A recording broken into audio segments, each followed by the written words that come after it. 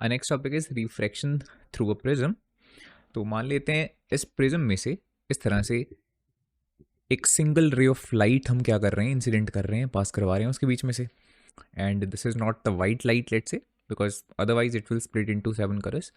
सो मान लेते हैं एक मोनोक्रोमेटिक यानी एक पर्टिकुलर वेवलेंथ की ये रे ऑफ लाइट है, सो दैट जब ये पास करेगी तो जस्ट इसकी डेविएशन हमें देखने को मिलेगी, रिफ्रैक्शन डेफिनेटली इसकी होगी, बेंडिंग ऑफ लाइट होगी, बट स्प्लिट ये किसी भी वे में नहीं कर पाएगी into any of its constituents. ठीक है, तो this is what we mean by a monochromatic ray of light. सही है, अब पहले इसका फिगर देख लेते हैं। So this is a prism, this is the incident ray, this is the refracted ray, and जो बाहर से निकल रही है दैट इज द इमर्जेंट रे। सही, अब हमने पहले तो नेमिंग करी इन पॉइंट्स को ए बी सी। ठीक है, this is P, this point is Q, this point is R, this point is S, इस तरह से। देन क्यू पॉइंट के ऊपर देखो हमने क्या बनाया, एक नॉर्मल ड्रॉ कर रखा है, समथिंग लाइक दिस। नॉर्मल के हिसाब से हमने दो एंगल्स यहाँ पे ड्रॉ करे, this is the angle of incidence and अंदर रहेगा angle of refraction, let's call it angle I and angle R1, जैसा फिगर में दिख रहा है। देन सिमिलरली आर पॉइंट पे हमने यहाँ पे एक नॉर्मल बनाया और वहाँ पे भी हमने दोनों तरफ दो एंगल्स को शो करा। बाहर की तरफ होगा एंगल ऑफ इमर्जेंस बिकॉज ये इमर्जेंट रे है, ठीक है, और अंदर की तरफ जो एंगल बन रहा है that is angle R2, right. So that is the major part. And at the end, because जो ये वाली रे है इंसिडेंट रे, अगर इसी को हम एक्सटेंड करते हैं इस तरह से, लेट्स से कि अगर ये प्रिज्म ना होती बीच में तो ये बिल्कुल सीधा ही जाती, बट बिल्कुल लास्ट में ये गई किस तरह से, इस तरह से। तो ये जो पूरा एंगल रहेगा इंसिडेंट रे और इमर्जेंट रे के बीच का, that angle is termed as the angle of deviation, जिसको इस तरह से डेल्टा सिंबल के साथ अक्सर हम रिप्रेजेंट करते हैं। ऑल्सो एक और चीज होती है प्रिज्म के केस में, that is called angle of prism. Angle of prism is this angle. जैसे कि मान लो जो दो सर्फेसेज हैं जो यहाँ पे लाइट को रिफ्लेक्ट कर रही हैं, that is the surfaces A B and A C. तो इन्हीं दो रिफ्लेक्टिंग सर्फेसेज के बीच का जो एंगल है वो कहलाता है एंगल ऑफ प्रिज्म, है ना। तो इस तरह से आपको याद इसको रखना है, इसको हम रिप्रेजेंट इसी तरह से करके चलेंगे, एंगल ए। सही है, तो अब इसकी करते हैं डेरिवेशन। सबसे पहले हम गौर करने वाले हैं इस क्वाड्रिलेटरल के अंदर। ठीक है, सो इन क्वाड्रिलेटरल AQNR, हमें पता है क्वाड्रिलेटरल के जो चारों एंगल्स बनते हैं उन सभी का सम कितना होता है, दैट इज 360 डिग्रीज की, चाहे वो किसी भी तरह का क्वाड्रिलेटरल हो, है ना। सो चारों एंगल्स का नाम लिखने वाले हैं। पहले एंगल A प्लस, देन इस एंगल को पूरा लिखते हैं AQN, एंगल AQN प्लस जो ये एंगल बन रहा है, प्लस एंगल QNR प्लस ये वाला एंगल, एंगल ARN। इन चारों का सम होगा 360 डिग्रीज। बट क्या इन चारों में से किसी भी एंगल की वैल्यू, एग्जैक्ट वैल्यू हमें पता है? The answer is yes, because देखो जो ये है ये नॉर्मल है सरफेस के ऊपर, that means angle AQN that is 90, this angle, तो इसकी जगह हम 90 डिग्रीज लिख सकते हैं। कोई और एंगल भी है 90 क्या? Yes, this angle is also 90, because जो ये लाइन है NR को अगर हम एक्सटेंड करते हैं तो ये भी क्या है, नॉर्मल है सरफेस के ऊपर। So angle ARN that will also be 90 degrees. बाकी बिल्कुल उसी तरह से रहेगा, angle A plus angle 90 plus QNR plus 90 degrees that is equals to 360 degrees. That means angle A plus angle QNR का जो सम है वो कितना हो जाएगा, 360 degrees minus 90 and 90 180 degrees. So angle A plus QNR हमारा कितना निकल के आता है, 180 डिग्रीज। ये कुछ काम की इक्वेशन है, लेटर ऑन कहीं ना कहीं इसको रिलेट करने वाले हैं। सो let's call it equation number 1। अब हम ऐसा करते हैं, इस छोटी सी ट्रायंगल के ऊपर गौर करते हैं। इन ट्रायंगल QNR ट्राइंगल के तीनों एंगल्स का सम कितना होता है? That is 180.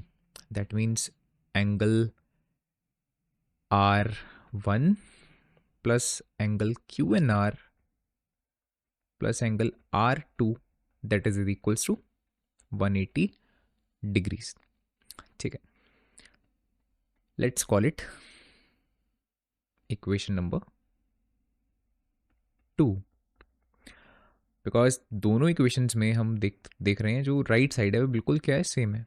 So I am writing comparing equation number 1 and 2. Because दोनों की राइट साइड सेम है, दैट मीन्स दोनों की लेफ्ट साइड भी क्या हो जाएगी, इक्वल हो जाएगी. So I am writing angle A plus angle QNR that is equals to angle R1 plus angle QNR plus angle R2. क्या कुछ ऐसा है जो कैंसिल आउट हो रहा है? QNR से QNR कैंसिल आउट होने वाला है एंड हमारे पास क्या बचता है, angle A that is equals to sum of angle R1 plus angle R2. अब इस फिगर में अगर हम टोटल डेविएशन को देखने वाले हैं, टोटल डेविएशन कितनी हुई है लाइट की, तो देखो डेविएशन बिकॉज 2 बार हुई है. एक बार जब इंसिडेंट से रिफ्रैक्टेड हुई है लाइट, है ना. So let's say this is the incident ray, this is the refracted रे. तो यहाँ पे कितनी डेविएशन हुई. फिर जब यहाँ उसने दोबारा से मीडियम चेंज करा होगा तो फिर उसकी डेविएशन हुई है. तो रिफ्रैक्टेड से इमर्जेंट रे के बीच में कितनी डेविएशन है, दैट इज दिस मच. तो दोनों को अलग अलग हम कैलकुलेट करके आपस में क्या कर देंगे, ऐड कर देंगे एंड हमारे पास आ जाएगी जो टोटल डेविएशन है. ठीक है, नाउ लेट्स सी. पहले this is the incident ray, this is the refracted ray. ठीक है, दोनों के बीच में जो डिवीजन आई है वो इतनी है MQR.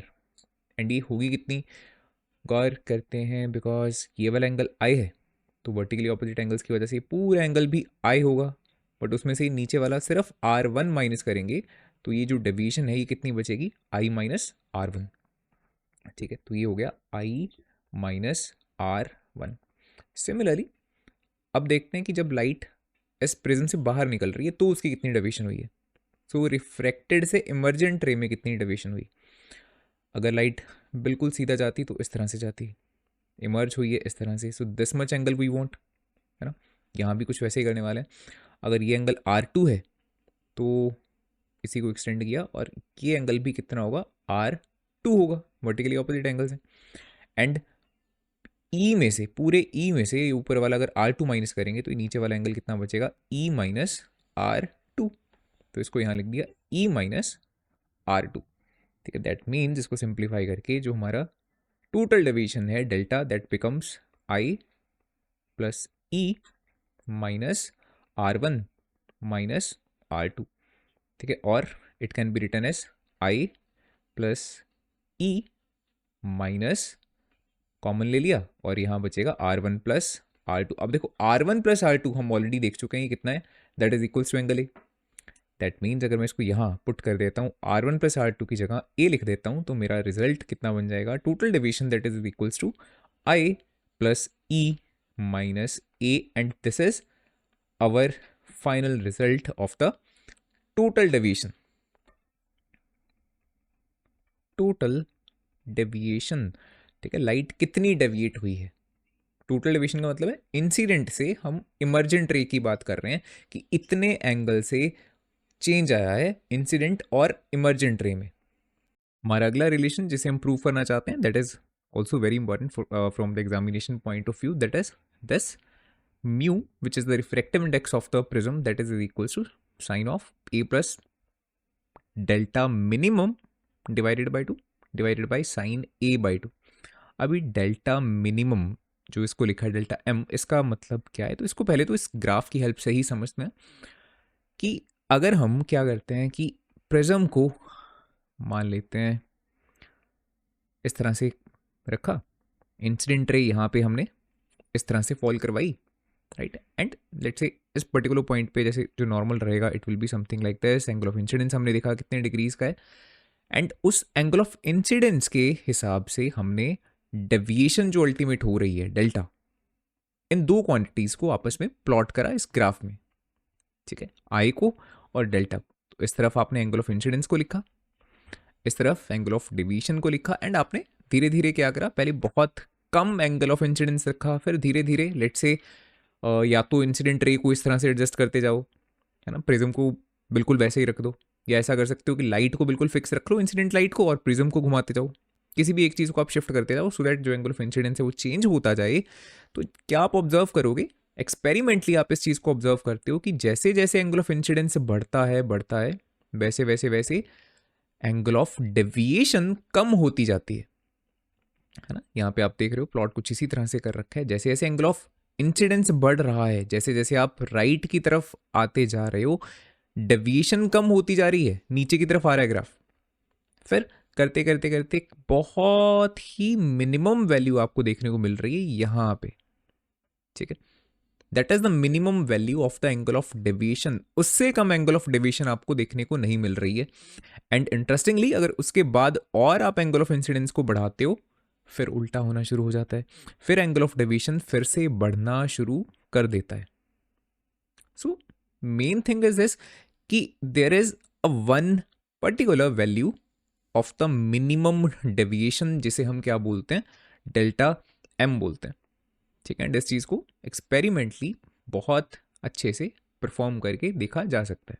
अब हम इस पर्टिकुलर एक्सप्रेशन को प्रूव करना चाहते हैं, it is the refractive index relationship with the angle of prism and the minimum deviation, ठीक है, एग्जामिनेशन पॉइंट ऑफ व्यू से इंपॉर्टेंट बनता है। तो उसके लिए देखो, फर्स्ट ऑफ ऑल एक चीज़ को समझना बहुत ज़रूरी है कि जब मिनिमम डेविएशन वाली कंडीशन होती है तो एंगल आई और एंगल ई जो है वो आपस में इक्वल रहते हैं।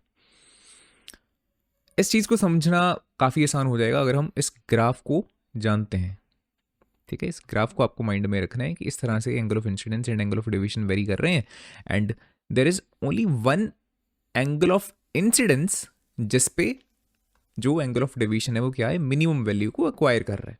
अदरवाइज आप गौर करो, किसी भी एंगल ऑफ डेविएशन पे आपके पास दो अलग अलग एंगल ऑफ इंसिडेंस मिलते हैं, है ना। फॉर एग्जांपल यहाँ पे I1 I2 लिख रखा है, तो I1 के ऊपर भी इतनी ही एंगल ऑफ डेविएशन देखने को मिलेगी और I2 के ऊपर भी आपको सेम लेवल ऑफ डेविएशन देखने को मिलेगा।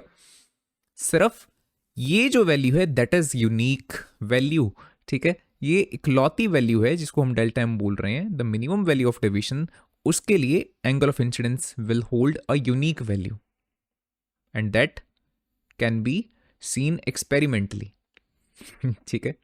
मैथमेटिकली भी इसका प्रूफ हो सकता है, that is not in our syllabus, और वैसे भी वो थोड़ा सा कॉम्प्लिकेटेड होता है। सो हमें जस्ट इस ग्राफ के बेसिस पे इस चीज़ का आइडिया रखना है कि जो ये वैल्यू रहेगी that will be a unique value, ठीक है।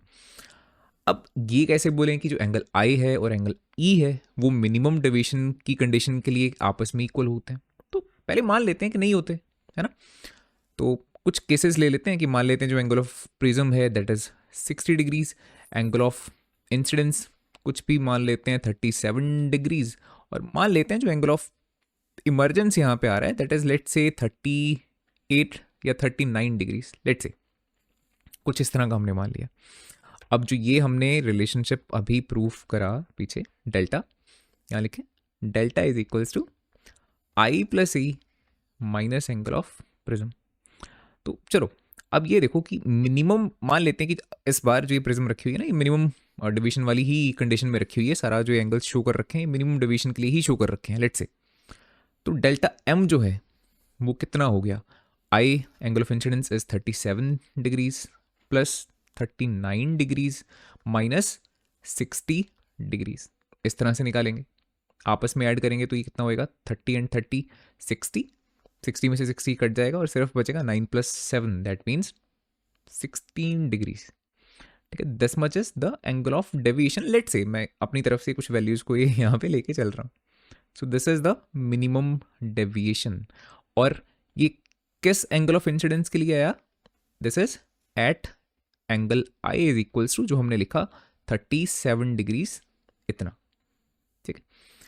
बट हमें पता है कि अगर लाइट इस तरह से इंसिडेंट हो रही है, फिर यहाँ से रिफ्लेक्ट होती हुई यहाँ से इमर्ज आउट हो रही है, और अगर मैं इसका बिल्कुल उल्टा कर दूं कि मान लो यहाँ पे इसी तरह से इस लाइट रे के बिल्कुल नॉर्मली यहाँ पे एक प्लेन मिरर को रख दूं तो क्या होगा, लाइट बिल्कुल सेम पाथ लेके इसी तरह से इसी रास्ते को बैक ट्रेस करके ऐसे निकल जाएगी, ये तो श्योर है, ठीक है। एंड इसी तरह से रिट्रेस करने का मतलब है कि डेविएशन भी उतनी ही रहेगी, तब भी उसके लिए भी डेल्टा एम जो रहेगा वो कितना रहेगा, 16 डिग्रीज का ही रहेगा। बिकॉज ऑब्वियसली अगर वैल्यूज को आप तब भी पुट करोगे यहाँ पे, तो आई एंड ई को जस्ट हमने क्या कर दिया, रिवर्स कर दिया। अब ये वाला हमारा एंगल आई हो गया, ये ई हो गया। उसके लिए अगर आप सेपरेटली निकालना चाहते हो तो यू कैन सी सेम ही चीज़ आ जाएगी, 39 प्लस 37 माइनस 60। तब भी सॉल्व करोगे तब भी कितना डिवीजन आएगा, मिनिमम डिवीजन 16 डिग्रीज का। बट अब एंगल ऑफ इंसिडेंस कितना है, this is at angle I is equals to 39 degrees. अब आप गौर करो, एक्सपेरिमेंटली हमारे पास क्या रिजल्ट आ रहा है कि मिनिमम डेविएशन वाली जो कंडीशन होती है वो एक यूनिक वैल्यू ऑफ आई पे आती है।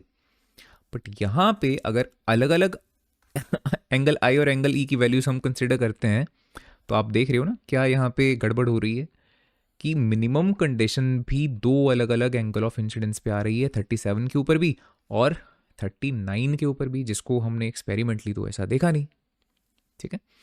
तो मैथमेटिकल जो यहाँ पे रिलेशनशिप है वो एक्सपेरिमेंटल फैक्ट से बिकॉज बिल्कुल हटके कुछ हमें रिजल्ट दे रहा है। इट मीन्स कि ऐसा पॉसिबल ही नहीं है जो हमने माना है ना कि अलग अलग values, they are not possible. इकलौती कंडीशन क्या बनती है कि ये दोनों जो एंगल्स होंगे बिल्कुल क्या होंगे, इक्वल होंगे मिनिमम एंगल ऑफ डिवीजन पे। तब देखो कोई भी दुविधा आपके पास नहीं होने वाली है। अब क्या होगा, मान लो ये भी 37 है, ये भी 37 है।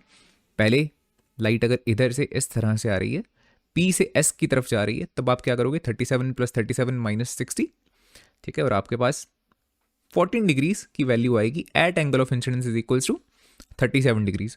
और अब अगर आप यहाँ पे मिरर लगा भी दो तब भी जो आपका रिजल्ट होगा 37 plus 37 minus 60, that will be 14 degrees and exactly at angle of incidence is equals to 37 degrees. अब एंगल ऑफ इंसिडेंस ये है बट दैट इज ऑल्सो 37। अब आपके पास देखो जो मिनिमम डेविएशन की कंडीशन है वो एक यूनिक वैल्यू ऑफ आई के ऊपर आ रही है ना। सो इससे हमें इस चीज के बारे में क्लैरिटी होती है कि मिनिमम डेविएशन वाली जो कंडीशन होती है उसमें एंगल आई, यहां पे लिखूं फॉर मिनिमम डेविएशन, ठीक है। इस चीज को समझना बहुत जरूरी था because for minimum deviation angle I is equals to angle E. अब ये इक्वेशन हमारे बहुत काम की है, so let's call it equation number 1। इसके अलावा एक और रिलेशनशिप हम देखने वाले हैं for the minimum deviation R1 and R2 का। Quite interestingly it will turn out कि ये दोनों भी आपस में इक्वल निकलेंगे। देखो ऐसा कैसे, पहले हम ऐसा करते हैं, स्नेल्स लॉ को यूज करते हैं इस पहली सरफेस के ऊपर। So I can write sine I that is equals to n multiplied by sine R1, where n is the refractive index of this glass prism with respect to the air, जो कि medium 1 है। And second surface के लिए अगर Snell's law को use करते हैं तो हम लिख सकते हैं sine n multiplied by sine R2 that is equals to sine E, ठीक है। अब बिकॉज एंगल I और एंगल E तो आपस में इक्वल है, तो मैं चाहूं तो साइन E को यहां भी साइन I लिख सकता हूं। Let's call it equation number 2, let's call it equation number 3।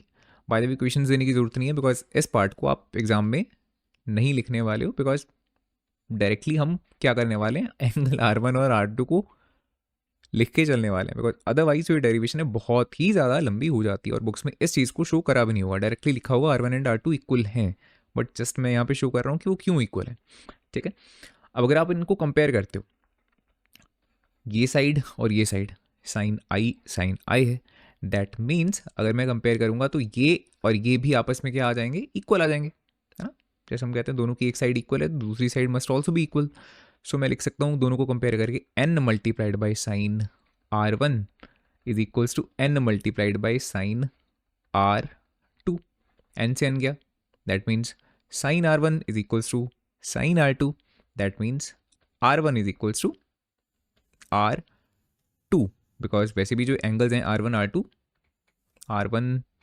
R2 ये लाई कर रहे हैं बिटवीन 0 से लेके 90 डिग्रीज के बीच बीच में, और उसके बीच में डायरेक्ट रिलेशनशिप होता है, जैसे जैसे आर बढ़ता है वैसे वैसे साइन ऑफ दैट एंगल भी बढ़ता है ना। जैसे जैसे कोई भी एंगल बढ़ता है वैसे वैसे साइन ऑफ एंगल बढ़ता है बिटवीन 0 to 90, एंड हेंस हम कह सकते हैं कि अगर sign R1 sign R2 equal है तो R1 must be also equal to R2। तो ये हमने बहुत एक इंटरेस्टिंग रिलेशनशिप जाना कि मिनिमम डेविएशन की कंडीशन में R1 और R2 एंगल्स भी आपस में क्या रहेंगे, इक्वल रहेंगे। तो ये भी काम का रिलेशन है, इसको बोल देते हैं इक्वेशन नंबर 2। ठीक है, एग्जाम में जब आप करोगे तो डायरेक्टली इन दोनों इक्वेशंस को लिख के चलने वाले हो, that for minimum deviation I is equals to E and R1 is equals to R2। But I hope clarity आपको अच्छे से हुई होगी कि ये क्यों आपस में इक्वल रहते हैं इस तरह से। अब दोबारा से यहाँ पे हम यूज़ करने वाले हैं इस रिलेशनशिप को, एंगल ए जो रहता है angle of prism, that is equals to sum of R1 plus R2। But minimum deviation के लिए तो दोनों हैं ही इक्वल, तो क्यों ना ऐसा करें, दोनों को एक ही नाम दे देते हैं, let's call these angle R, है ना।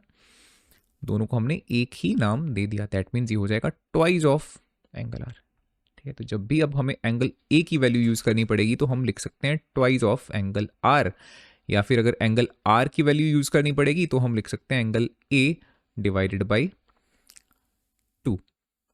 सही है। अब हम क्या करने वाले हैं, एक और रिलेशनशिप को यूज़ करेंगे, that is this one, that total deviation is equals to I plus E minus A, and minimum deviation के लिए मैं लिख सकता हूँ delta M is equals to I plus E की जगह भी हम आई लिखेंगे बिकॉज दोनों इक्वल रहते हैं मिनिमम डेविएशन के केस में, एंड माइनस ए, तो फिलहाल ए को ए ही हम रखते हैं। Delta M is equals to I plus I, हो जाएगा twice of angle I minus A, ये माइनस की टर्म को इधर भेजते हैं, प्लस हो जाएगा delta M plus A, that is equals to the value of 2i। That means जो i है ना, वो कितना हो जाएगा, delta M plus A divided by 2। And इसी के साथ रिलेशनशिप कुछ कुछ इस तरह का एटलीस्ट लगना शुरू हो गया होगा, एटलीस्ट जो ये न्यूमिरेटर है, बाय करो साइन ऑफ, यही सारी वैल्यू है, A plus delta M divided by 2। अब ये साइन की जो ये दो टर्म्स आ रही हैं और ये रिफ्रैक्टिव इंडेक्स यहाँ पे लिखा आ रहा है, तो इतना तो श्योर है कुछ कुछ स्नेल्स लॉ के जैसा लग रहा है, बिकॉज अगर मैं स्नेल्स लॉ को यूज़ करता हूँ तो यूजिंग स्नेल्स लॉ मैं इस प्रिज्म के रिफ्रैक्टिव इंडेक्स को म्यू को क्या लिख सकता हूँ, sine I divided by sine R, definitely तभी यहाँ पे म्यू है देखो, और न्यूमिनेटर एंड डिनोमिनेटर में साइन का फंक्शन यहाँ पे आ रहा है, तो दैट मीन्स कहीं ना कहीं पे हमें स्नेल्स लॉ को यूज़ करना है। तो इस रिलेशनशिप से एट द एंड आपको ये चीज़ तो डायरेक्टली याद रह जाएगी। ठीक है, that is equals to sine I की वैल्यू यही है सारी, यहाँ पे आ जाने वाली है delta M plus A divided by 2, and division में साइन ऑफ आर। क्या डिफरेंस है अब हमारे और इस रिलेशनशिप में जो हमें प्रूव करना है, कि यहाँ हमें चाहिए a बाई 2, एंड वो हम ऑलरेडी रिलेट कर चुके हैं कि जो r है उसे a बाई 2 डेफिनेटली लिख सकते हैं, तो नो इशू, यहाँ पे हम a बाई 2 लिख देने वाले हैं। ठीक है, तो ये रिलेशनशिप हमारा बन जाता है desired result, mu is equals to sine of delta M plus A divided by 2 divided by sine of A divided by 2।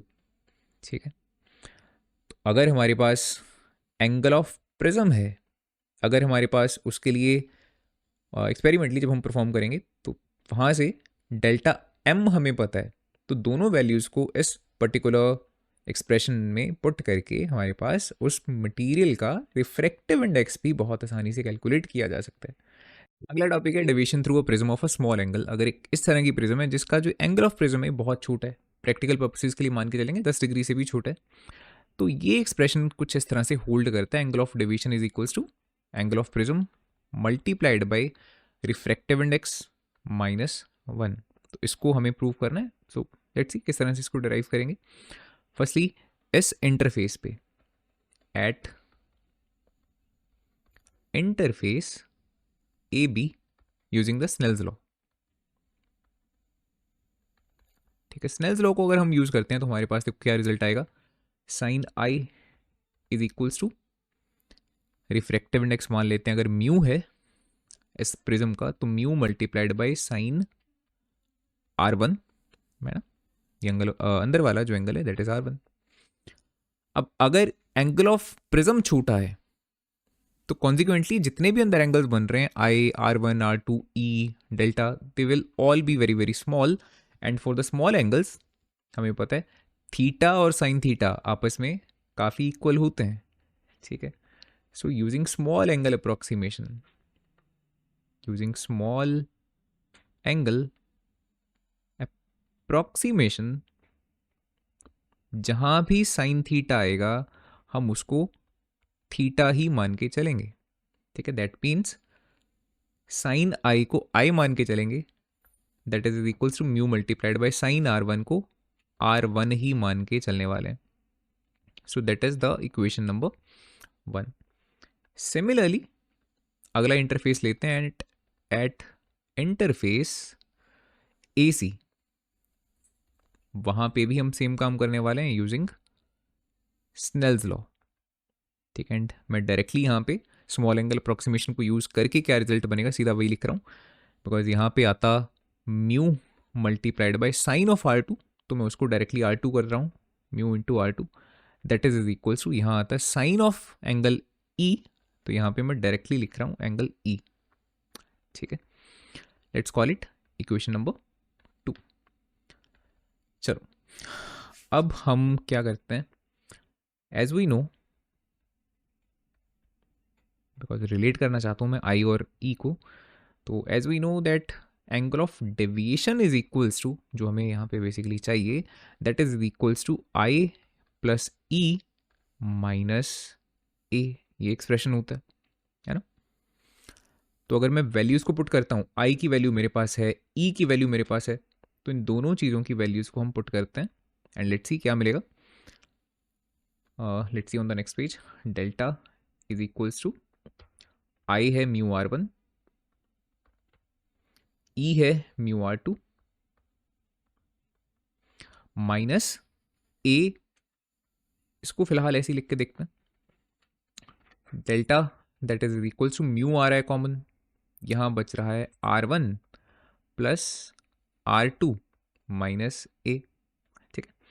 अब हम कंडीशन लगाने वाले हैं for the minimum deviation, for the minimum deviation जो ए होता है वो किसके इक्वल रहता है, R1 प्लस R2 के इक्वल होता है, ये तो हम ऑलरेडी प्रूव करके आए हैं पिछले एक्सप्रेशन में। दैट मीन्स ये डेल्टा है, ठीक है। लेट्स यूज अनदर कलर, ये क्या बन जाएगा, जो डेल्टा है that is equals to mu R1 plus R2 की जगह यहाँ आ जाएगा सिर्फ A and minus A. That means जो डेल्टा है उसे हम ले सकते हैं, ए को ले लेंगे कॉमन, ठीक है, तो बचेगा mu minus 1 multiplied by A, and this is our final expression जो हमें यहाँ पे प्रूव करना था, delta is equals to A multiplied by mu minus 1। Now let's learn about the dispersion of light. Dispersion का मतलब क्या होता है, splitting of the white light into its constituent colours which are violet, indigo, blue, green, yellow, orange, red. Let's see what is the reason of the dispersion of the light, कि जब white light यहाँ से या सन की light यहाँ से इस तरह से एंटर करती है प्रिज्म में, तो क्यों वो इस तरह से 7 अलग अलग कलर्स में स्प्लिट करती हुई हमें नज़र आती है। तो let's see, the main reason is कि जो भी ये मटेरियल है, कोई ना कोई ग्लास है ना, या किसी भी तरह का कोई ट्रांसपेरेंट ये मटेरियल है, तो जो इसका रिफ्रैक्टिव इंडेक्स होगा वो एक्चुअल में अलग अलग कलर्स के लिए अलग अलग रहता है, सही है। आमतौर पे तो हम बिल्कुल सिंपली हम कंसिडर कर लेते हैं कि ठीक है, मान लेते हैं कि जो रिफ्रैक्टिव इंडेक्स है किसी ग्लास का, मान लेते हैं 1.4 1.5 या जो भी वैल्यू आपको गिवन है, बट एक्चुअल में वो कुछ ना कुछ एवरेज वैल्यू हो सकती है।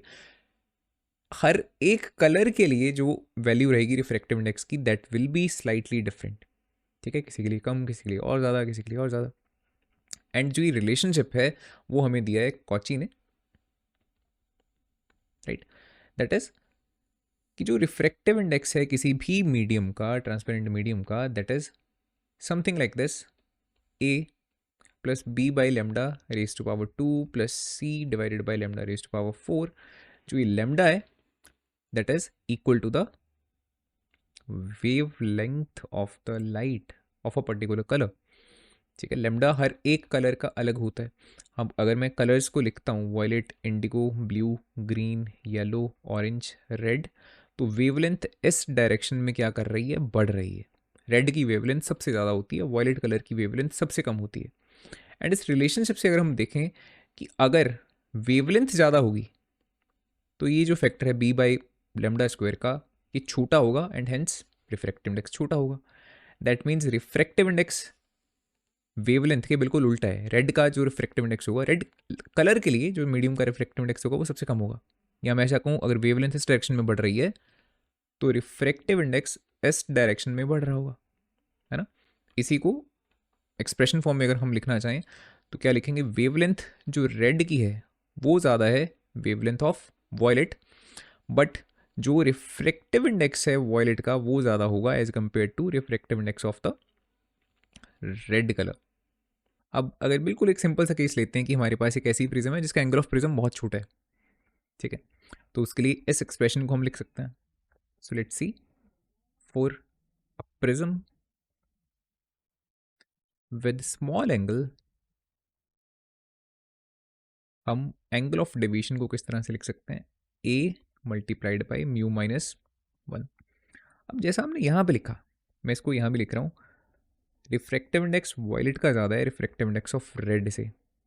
तो अगर रिफ्रैक्टिव इंडेक्स वॉयलेट का ज़्यादा है तो ऑब्वियसली डेविएशन भी वॉयलेट के केस में ही क्या आएगी, ज़्यादा आएगी, बिकॉज ये दोनों चीज़ें तो आपको नज़र आ रहा है डायरेक्टली प्रोपोर्शनल है। ठीक है, अगर वॉयलेट का रिफ्रैक्टिव इंडेक्स ज़्यादा है तो उसके लिए डेविएशन भी ज़्यादा आएगी। और वही चीज़ यहाँ पे एविडेंट है इस फिगर में कि जो वॉयलेट लाइट है वो सबसे ज़्यादा डेविएट हो रही है। देखो वाइट लाइट तो यहाँ से जा रही थी, बट वॉयलेट कलर सबसे ज़्यादा डेविएट हुई as comparison, in comparison to this line.